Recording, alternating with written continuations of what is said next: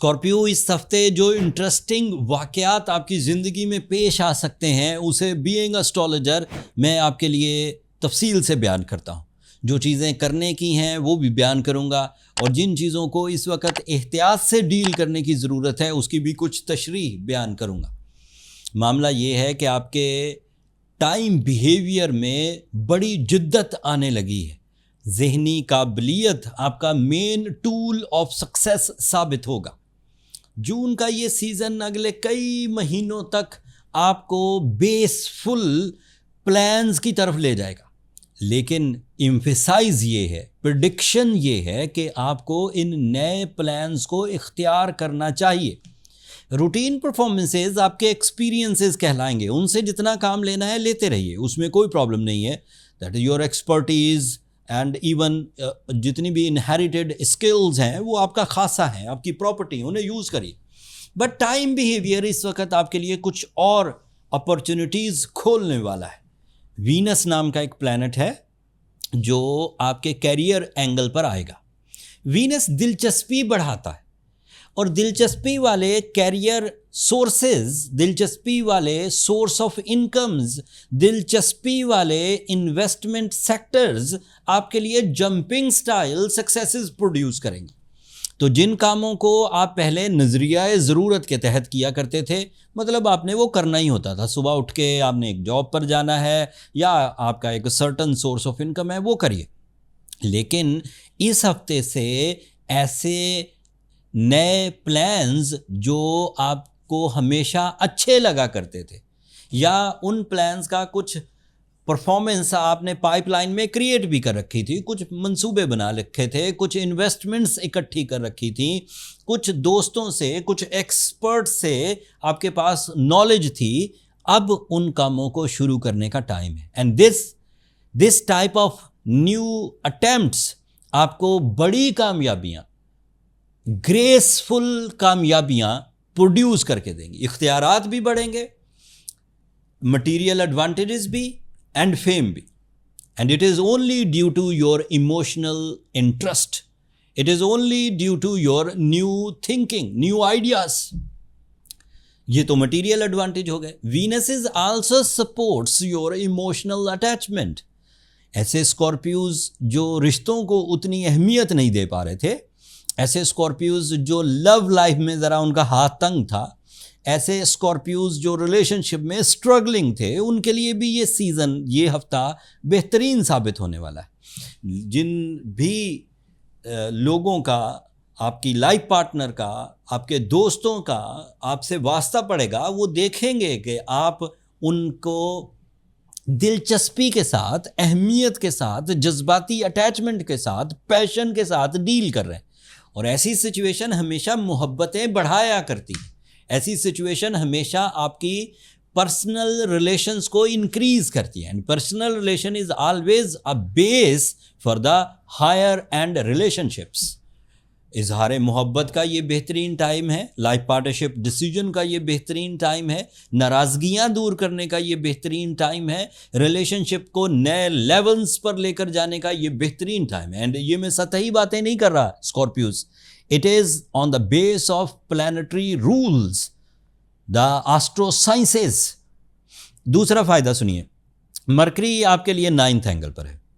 Scorpio students छाए रहेंगे। They are so strong in their mind skills, the learning skills, explanation, writing skills, communication, meetings, public image, higher जो personalities हैं उनके साथ अच्छे connections बनना, ये सब teaching से related, research से related, AI से related, information technology से related, जितने भी स्कॉर्पियो related हैं, सॉफ्टवेयर हाउसेस चलाते हैं, कंप्यूटर इंजीनियरिंग में है, इनकी डेवलपमेंट का टाइम शुरू हुआ चाहता है। फिर आपका रूलिंग प्लैनेट मार्स भी इस वक्त आपको भरपूर सपोर्ट कर रहा है। Mars at the moment on your 7th angle, and that is a positive angle for the Scorpios, जिससे उनकी एथलेटिक एबिलिटीज़, खेल और खिलाड़ी से रिलेटेड जितने भी स्कॉर्पियोज हैं, खेल की सनत से या खुद खिलाड़ी हैं, मस्कुलर स्किल्स यूज़ करते हैं, फिज़िकल स्टेमिना यूज़ करते हैं, हाई एफिशिएंसी उनके काम की डिमांड है, तो इस वक्त वो भी स्टेबल रहेंगे। एंड हीलिंग प्रॉपर्टीज़ अलग से, कोई बीमार स्कॉर्पियो था, कोशिशें कर रहा था अपने लाइफ स्टाइल को ठीक करने के लिए, किसी बुरी आदत पर काबू पाने के लिए, या फिर मर्ज़ को ठीक करने के लिए, वो अब तेज़ी से हील होने लगेंगे। फिर आपके लिए सूरज जो है वो इस वक्त 8th एंगल पर है। This is an other a positive gesture for the Scorpios, but इससे सिर्फ आपकी कायदाना सलाहियतें बढ़ेंगी, और अपनी कायदाना सलाहियतों से आप अपने इश्यूज़ को रिजॉल्व कर सकते हैं, आप अपने कर्ज़े उतार सकते हैं, या जिन कामों में आप पहले डर कर डिसीजन लिया करते थे, अब आप ब्रेवरी के साथ डिसीजंस ले पाएंगे। एंड लास्टली आपके लिए सैटर्न 6th एंगल पर है। This is the negative news, as you know Scorpios, और आप इसे इग्नोर भी नहीं कर सकते।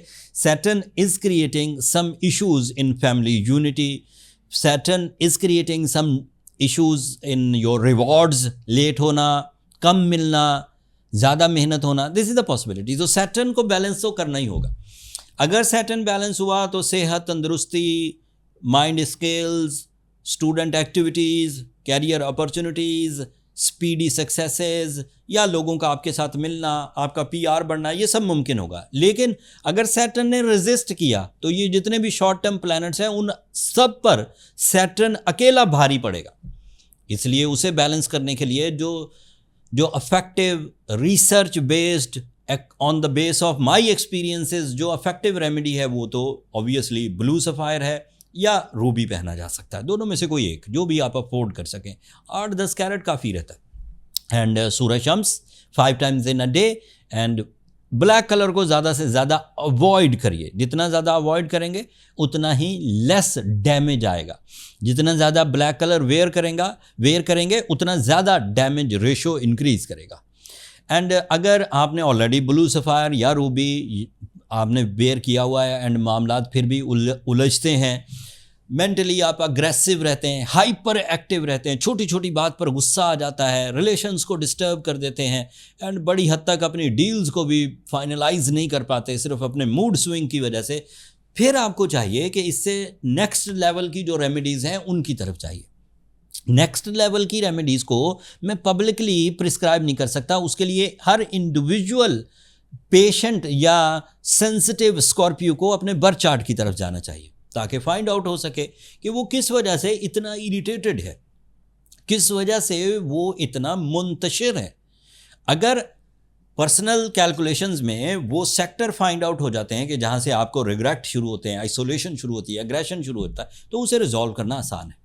पर्सनल कैलकुलेशंस के लिए नंबर नीचे चलते रहते हैं, छोटा सा एक SMS डालिए कि आपको अपनी कैलकुलेशंस के लिए टाइम चाहिए, तो मेरा स्टाफ आपको गाइड कर देगा। बट वो फ्री फोरम नहीं है स्कॉर्पियोज, होपफुली आप अंडरस्टैंड करेंगे। मैंने कोशिश की बहुत कॉम्प्लेक्स, बहुत उलझी हुई सिचुएशंस को आसान उर्दू में आपके सामने रखूं, एंड उम्मीद है कि मेरे इस व्लॉग के बाद आप इस हफ्ते के फैसले बड़े अच्छे अंदाज से लेंगे।